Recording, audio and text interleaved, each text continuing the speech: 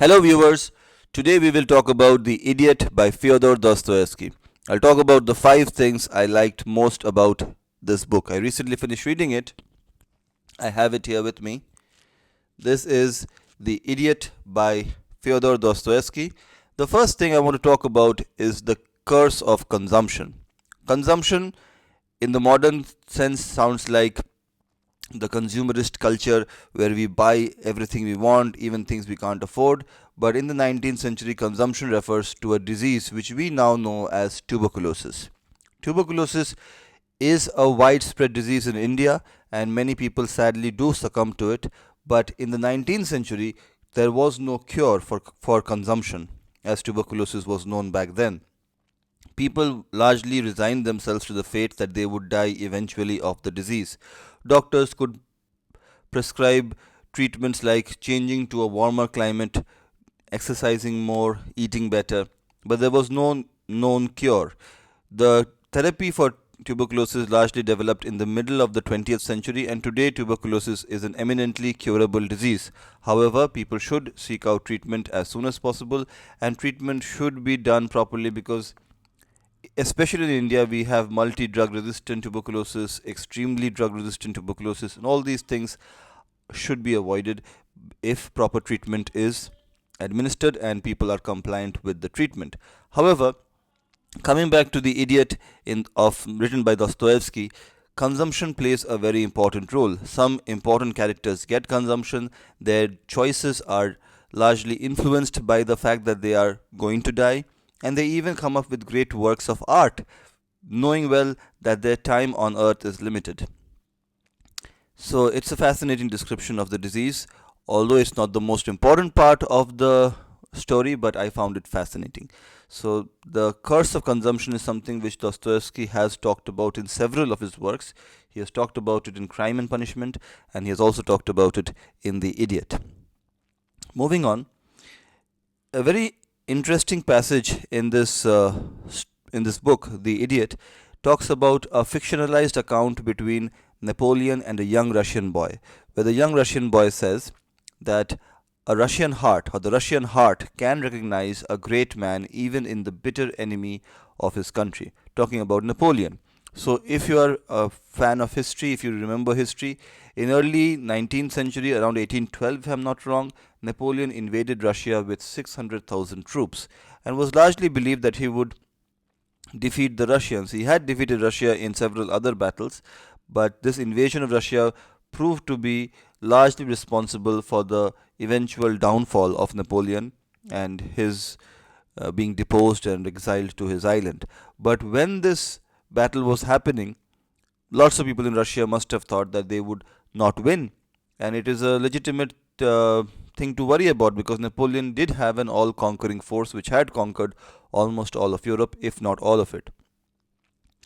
But in this particular exchange, he talks about how Napoleon is losing and he has defeated some Russian general's army, but then he is concerned about his overall chances of succeeding, and he shares his insecurities. Napoleon shares Napoleon's insecurities with a young Russian boy, and that's a fascinating exchange. These are largely alluded to when a certain character in the book, The Idiot, is making up stories. He's just saying things that clearly he's too young to be alive when Napoleon invaded, but he talks about how he met Napoleon and had a long exchange with him.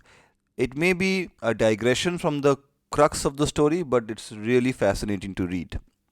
This is one of the things I like about Dostoevsky's works, where his digressions are also as interesting as the main plot line. The third thing I found interesting about Dostoevsky's The Idiot is he asks the reader directly, what is a novelist to do with commonplace characters?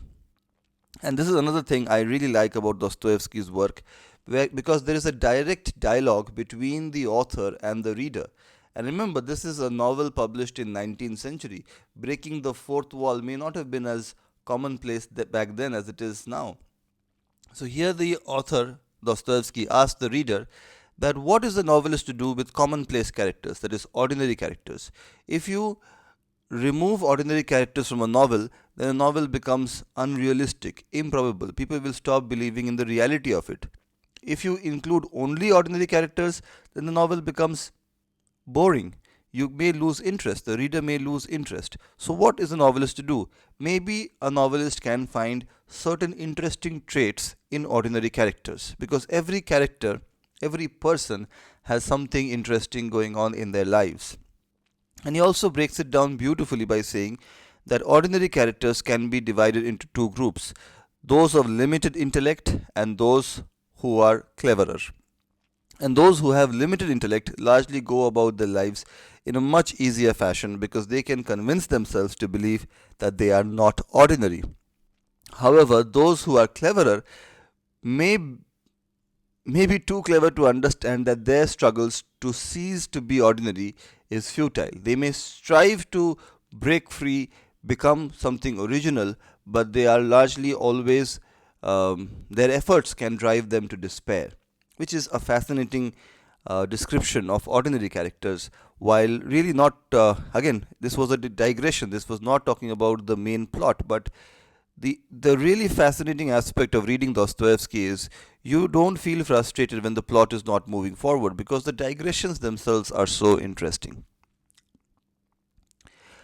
The fourth thing I found really interesting about The Idiot is in The Idiot, which is published well in the 19th century, many years before the rise of communism in Russia, Dostoevsky was able to predict the rise of communism. Now, this is not very difficult because uh, Communist Manifesto by Karl Marx was published by then, and smart people would have understood that there was brewing unrest. And a very interesting line in the book The Idiot is a Russian, when he is looking for water, finds a pond and instead of just drinking from the edge, swims out to the farthest point.